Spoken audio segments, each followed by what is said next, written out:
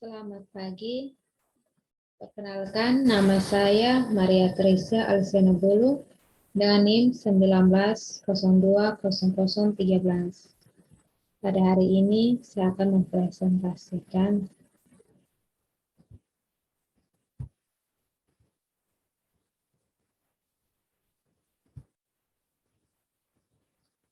tentang manajemen logistik di bandara, maskapai, dan perusahaan kargo.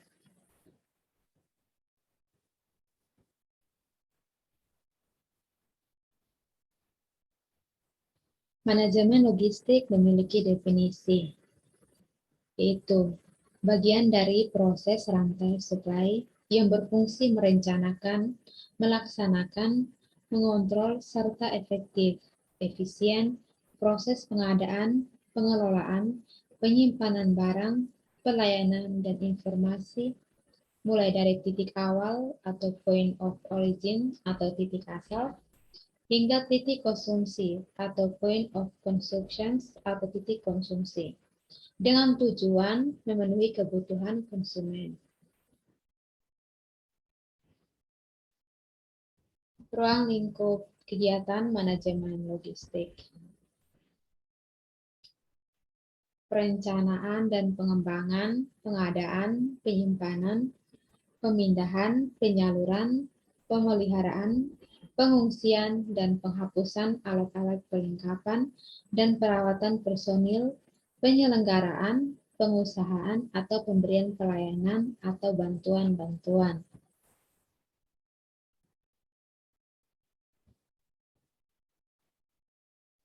Yang berikut itu maksud dan tujuan manajemen logistik. Untuk memberikan pengetahuan dasar tentang beberapa segi logistik kepada para penjabat yang berkecimpung dalam bidang pengelolaan peralatan dan perlengkapan.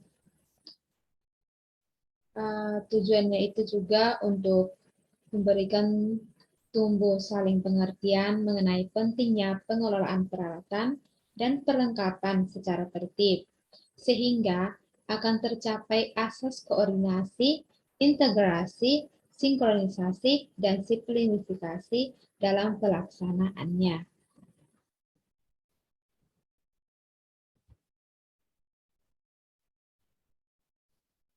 Kategori materials atau barang yang ditangani dalam manajemen logistik.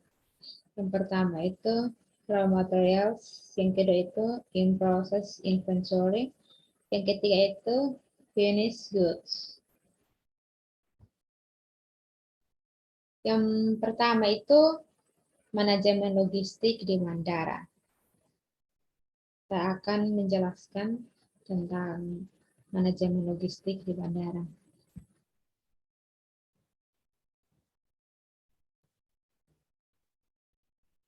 Yang pertama itu di bandara itu yang pertama itu ada ruang tunggu. Ruang tunggu itu seperti pada gambar di layar ini. Bentuknya seperti ini. Ruang tunggu di bandara. Yang kedua itu check-in counter. Check-in counter itu seperti pada gambar ini. Di bandara bentuk tempatnya seperti ini. Itu untuk check-in counter. Seperti yang diketahui bersama bahwa setiap penumpang yang akan ikut dalam satu penerbangan diharuskan untuk melalui salah satu proses yang bernama pelaporan awal atau yang lebih sering kita kenal dengan nama check-in. Fungsi dari adanya check-in counter adalah untuk menerima proses check-in yang dilakukan oleh penumpang agar dapat memperoleh dokumen yang bernama boarding pass. Sehingga penumpang yang akan naik ke dalam suatu pesawat dapat masuk ke dalam ruang tunggu keberangkatan atau boarding gate, dan juga menerima proses pelaporan dan pendataan terhadap barang bagasi, dan juga menerima proses pelaporan dan pendataan terhadap barang bagasi penumpang berdasarkan dokumen identitas yang dimiliki oleh penumpang terkait. yang juga turut diikut dalam penerbangan tersebut.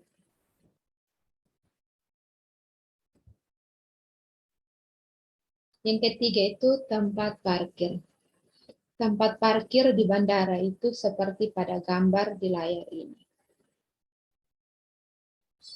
Parkir di bandara saat ini menjadi salah satu permasalahan yang cukup serius.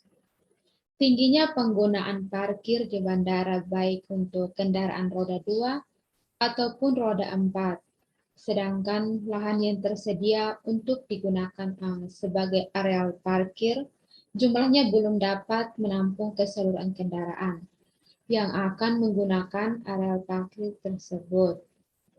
Sehingga harus adanya dan harus ditunjang dengan sistem angkutan umum yang baik sehingga penggunaan kendaraan pribadi dari dan menuju bandara relatif masih tinggi.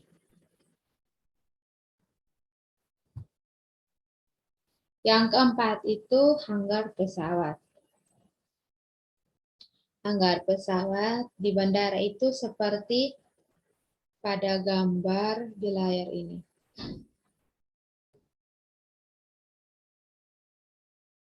Hanggar itu adalah bangunan tertutup tempat menaruh,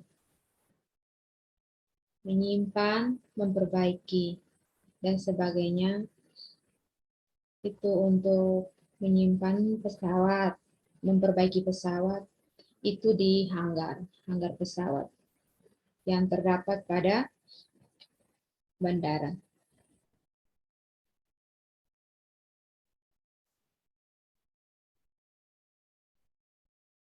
Yang berikut itu fungsi hanggar. Hanggar dipakai untuk perlindungan dari cuaca, sinar matahari langsung, perawatan, perbaikan, pembangunan, pengumpulan, dan penyetoran pesawat, helikopter, kapal induk, dan kapal laut. Itu adalah fungsi dari hanggar pesawat.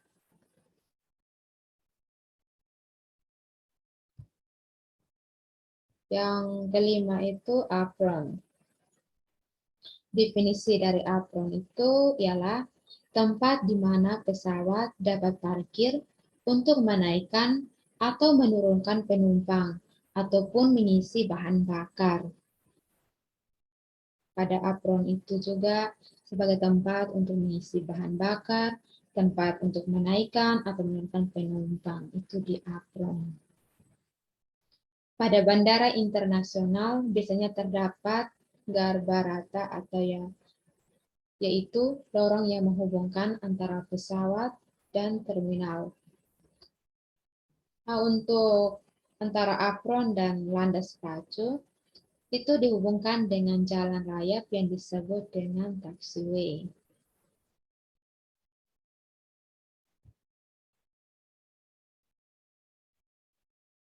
Yang keenam itu menara ATC bandara. Pemandu lalu lintas udara.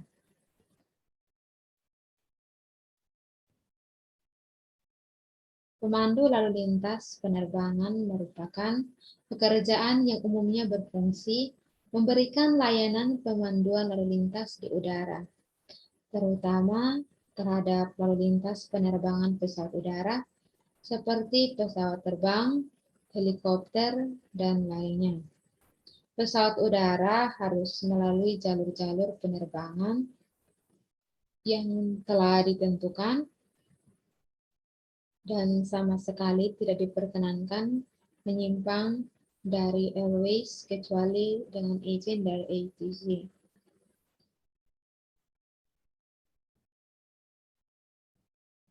Ini adalah gambar contoh pemandu lalu lintas di udara. Yang ini. Seperti pada layar ini. Oke, kita lanjut.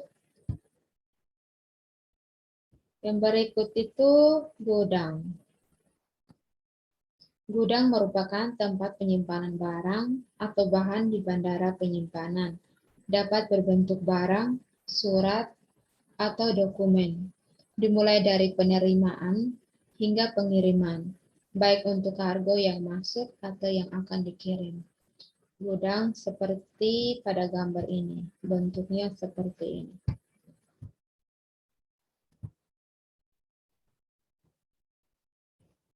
Yang ketujuh, GSI Service. GSI merupakan alat-alat bantu yang dipersiapkan untuk keperluan pesawat udara di darat pada saat kedatangan dan atau keberangkatan, pemuatan atau penurunan penumpang, kargo, dan pos. GSI sendiri dibagi menjadi dua kategori. Yang pertama, GSI motorized. Yang kedua itu GSI non-motorized. Pada kesempatan ini kita akan mengulas tentang GSI motorized. GSI motorized merupakan semua jenis GSI yang memiliki atau menggunakan tenaga penggerak seperti mesin dan generator. Adapun peralatan GSI motorized adalah sebagai berikut. Yang pertama itu aircraft towing tractor.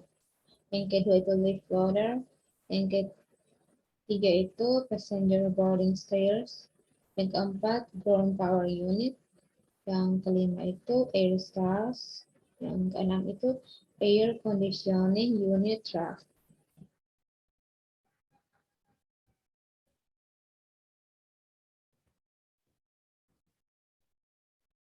Yang kedua itu saya akan menjelaskan tentang manajemen logistik di maskapai. Yang pertama itu kantor pelayanan pelanggan. Kantor pelayanan pelanggan itu seperti pada gambar di layar ini. Kantor pelayanan pelanggan. Pelayanan konsumen berfungsi menengahi komunikasi antara pihak maskapai dengan pihak konsumen jika konsumen memiliki pertanyaan atau komplain terhadap dengan perjalanan dengan pesawat terbang. Yang kedua itu ruang pemadam kebakaran.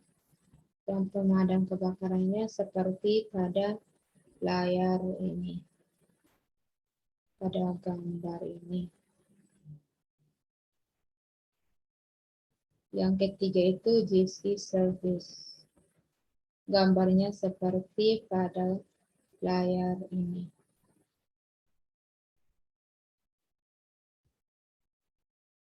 Yang keempat itu hangar. Yang kelima itu aircraft bunian. Aircraft bunian bisa disebut juga tempat penyimpanan akhir pesawat, merupakan kawasan terbuka, tempat penyimpanan pesawat udara yang sudah dipensiunkan karena sudah habis masa operasinya, tidak baik terbang atau tidak dibutuhkan lagi. Sebagian pesawat udara dibiarkan terbengkalai begitu saja atau didaur ulang sebagai mesin bekas.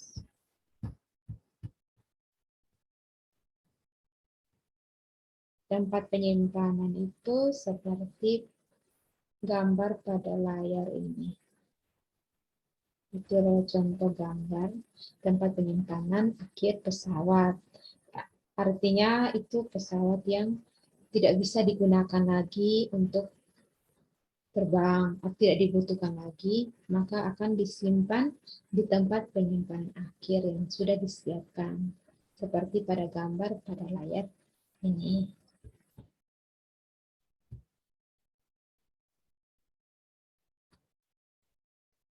Yang kelima, ruang elektrikal. Ruang elektrikal itu contoh pada gambar di layar ini. Bentuknya seperti ini. Ruang elektrikal.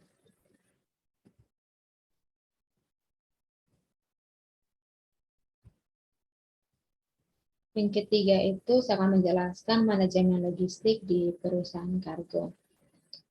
Yang pertama itu kantor pelayanan ke alat-alat transportasi untuk pengiriman barang.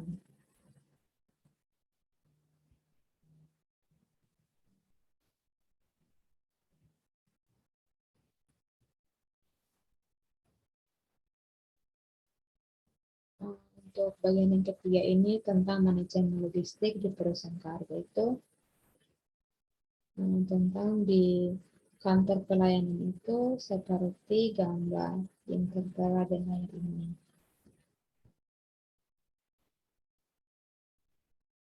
Ini untuk kantor pelayanan pengurusan kargo.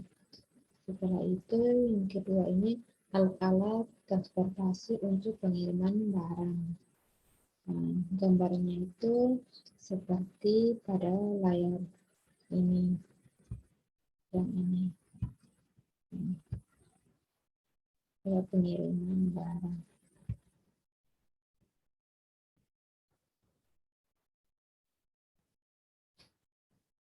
Sekian hasil presentasi.